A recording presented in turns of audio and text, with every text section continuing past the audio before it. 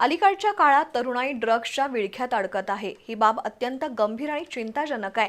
नशेची ही कीड समूळ नष्ट करणं आवश्यक आहे। त्यासाठी संघटित प्रयत्नांची गरज असल्याचं अप्पर पोलीस अधीक्षक अण्णासाहेब जाधव यांनी नमूद केलं।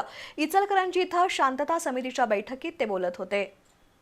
इचलकरंजी शहर पोलीस दलाच्या वतीनं शांतता समितीची बैठक आयोजित केली होती। गावभागचे पोलीस निरीक्षक महेश चव्हाण यांनी बैठकीचा उद्देश सांगितला। ईदगाह ट्रस्टचे विश्वस्त अहमद मुजावर यांनी शहरातील कायदा सुव्यवस्था राखण्यास सर्वांचं योगदान महत्त्वाचं असल्याचं नमूद केलं।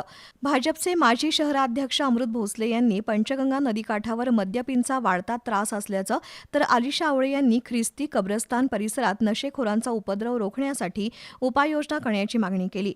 प्रदीप मळगे यांनी भरधाव दुचाकीस्वारांवर कारवाईची मागणी केली। विश्व हिंदू परिषदेचे प्रवीण सामंत यांनी डॉल्बीच्या आवाजावर नियंत्रण आवश्यक असल्याचं सांगितलं। सामाजिक कार्यकर्ते अभिजित पटवा यांनी गुन्हेगारी समूळ नष्ट करण्यासाठी कठोर पावलं उचलण्याची गरज व्यक्त केली।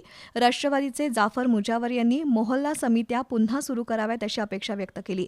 सलीम अत्तार यांनी सलोखा राखण्यासाठी सर्वांनी एकत्र काम करण्याचं आवाहन केलं।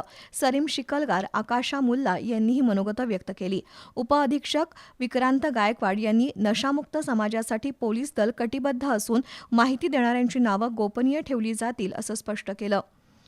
बंद पडलेल्या मोहल्ला समित्या पुन्हा सुरू करून नागरिकांचा सहभाग वाढवण्याचा मानस अप्पर पोलीस अधीक्षक अण्णासाहेब जाधव यांनी व्यक्त केला। बैठकीला पोलीस निरीक्षक शिवाजीराव गायकवाड, निरीक्षक सचिन सूर्यवंशी यांच्यासह शांतता समितीचे सदस्य, पोलीस अधिकारी उपस्थित होते।